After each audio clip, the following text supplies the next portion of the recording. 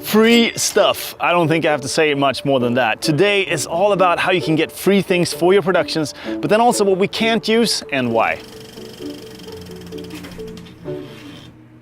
Copyright gives a creator the exclusive rights to use and distribute his or her own work, which means that we can't just go on the internet and find something that we want and use it in our productions, at least not without the creator's permission. And if you do get permission, a great idea is to make sure you get it in writing, even if it's someone that you know. Okay, but let's say you're out there filming and there's a specific clip that you're after that would visualize something you're saying really well, but you haven't been able to film it yourself. So what do you do then? Well, the quick solution is that there's multiple websites online where you can go and actually buy media. Problem is, it can get pretty pricey, and if you're working on a budget, this might not be possible. And now is the time when you go and wish that there was free stuff for you to access, and there are. Let me just start by saying that there are multiple ways and definitions of how something can be free. So let me just try and explain the basics of things that are good to look out for. Public domain is work that has basically been freed from copyright and made available usually for free, but sometimes with some limitations. And there are three common ways a work can end up in the public domain. The first one is that the copyright has expired. The time it takes for the copyright to expire is a little bit of a jungle though, depending on factors like if the work was ever published or unpublished. In most countries that have signed the Berne Convention, the general rule is that a copyright expires either 50 or 70 years after the death of the author. In the US, the 7-year rule applies most of the time, but not always. So before you go and think that a clip is in the public domain just because it's old, make sure to check the specific rules for that clip.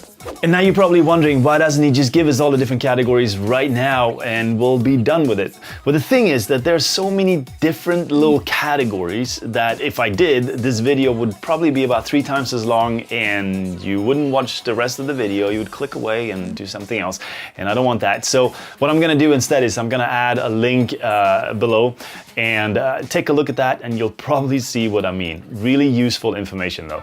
Luckily, there are many large archives that supply old footage that has been cleared for public domain. For example, Pond5 has a whole section dedicated to public domain clips that I think are great if you're after historic stuff. Another great source for public domain clips is the Prelinger archives. Another way something can end up in a public domain is if it has been produced by a governmental organization.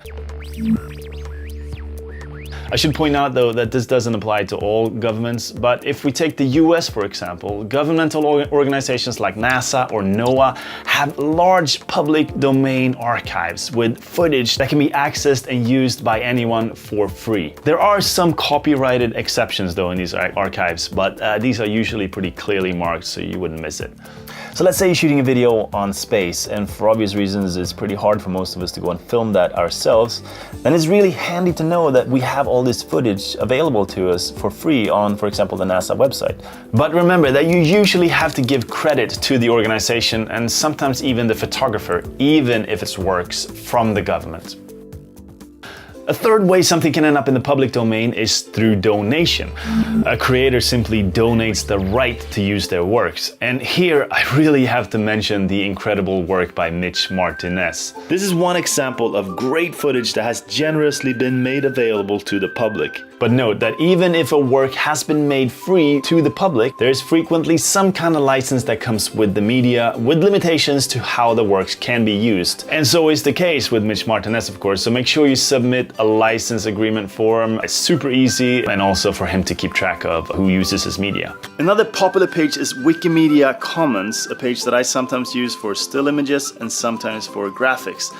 But just like before, there's almost always some kind of license that you have to agree with first before you start using the media. And these licenses are almost always what is called Creative Commons.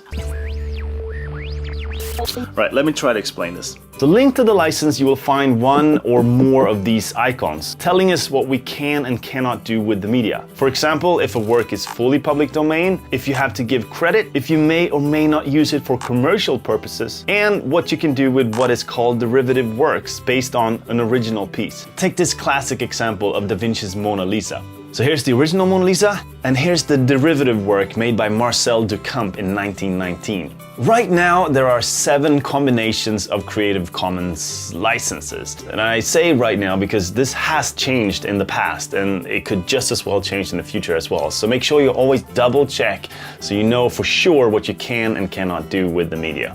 You may also encounter other similar licenses like Free Cultural Works, which works pretty much the same as Creative Commons, or GNU, which is usually for software. All right, that was a really quick introduction to the jungle of media licenses. I hope it's going to help you in your search for free content for your films. Remember that this video is part of a whole series of videos that we're doing together with the Our Rock project. And if you go through their working guidelines that you find on their website, you will notice that one of the most important things for you to follow when you work on a film is copyright rules and regulations. So don't get yourself into trouble by using something you're not allowed to use. It's not worth it.